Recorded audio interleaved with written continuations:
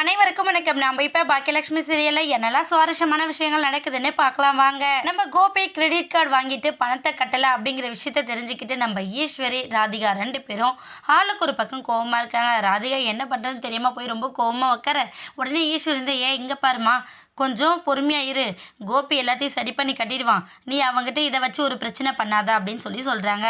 உடனே ராதிகா வந்து அப்போ உங்களுக்கு எனக்கு தெரிஞ்ச விஷயந்தான் பிரச்சனையா, உங்கள் பிள்ளை இவ்வளோ நாள் கட்டாமல் இருக்கிறது பெரிய தப்பாக தெரியலையா அப்படின்னு சொல்லிட்டு நம்ம ராதிகா ஒரு பக்கம் கோச்சிட்டு உட்காந்துட்டு இருக்காங்க. உடனே நம்ம ஈஸ்வரி என்ன பண்ணுறாங்கன்னா கோபிக்கு கால் பண்ணுறாங்க. கோபி எங்கே இருந்தாலும் சரி உடனே நீ வீட்டுக்கு வா அப்படின்னு சொல்லிட்டு ஃபோனை வச்சிடறாங்க. ஆனால் நம்ம கோபியோட மனசுக்குள்ளே என்னாச்சு, இவங்க 2 பேருக்குள்ளே திரும்ப பிரச்சனை வந்துருச்சோ அப்படிங்கிற மாதிரி ரொம்பவே பதறாயிடுச்சு. போய் வீட்டுக்கு வந்து பார்த்தா நம்ம ஈஸ்வரி ஒரு பக்கம் ராதிகா ஒரு பக்கம் கோவத்தில் உட்காந்துட்டு இருக்காங்க.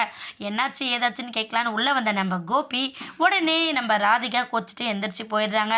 ஆனால் ஈஸ்வரி என்ன பண்ணாங்கன்னா கோபி இங்கே வந்து பேங்க்காரங்க வந்தாங்க அப்படிங்கிற விஷயத்த சொல்கிறாங்க. இதை கேட்டதுமே கோபி ரொம்ப ஷாக் ஆயிடுறாரு. என்னம்மா சொல்கிறீங்க, பேங்க்காரங்க வந்தாங்கன்னா அப்போ உண்மையெல்லாம் ராதிகாவுக்கு தெரிஞ்சிருச்சா அப்படின்னு சொல்கிறாங்க.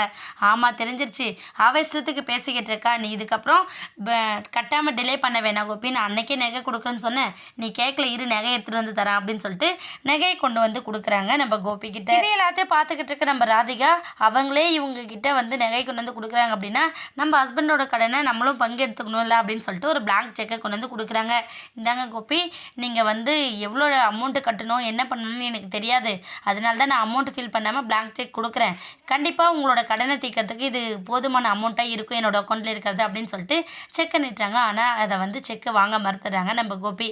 இன்னொரு பக்கம் ஈஸ்வரி கொடுக்குற நகையும் வாங்குறதில்ல. ஏன்னா உங்கள் 2 பேரும் எனக்கு ஹெல்ப் பண்ணணும்னு நினச்சி நீங்கள் பண்ணுறது ரொம்ப சந்தோஷமாக இருக்குது, ஆனால் என்னால் ஆன பிரச்சனையை நானே சரி செஞ்சுக்கிறேன், தயவு செஞ்சு நீங்கள் யாரும் தப்பாக எடுத்துக்காதீங்க, உங்கள் நகையும் வேணாம் ராதிகா உன்னோட செக்கும் வேணாம் அப்படின்னு சொல்லிட்டு நம்ம கோபி ரொம்பவே மூட் அப்செட்டாக போய் உட்காந்துடுறாங்க.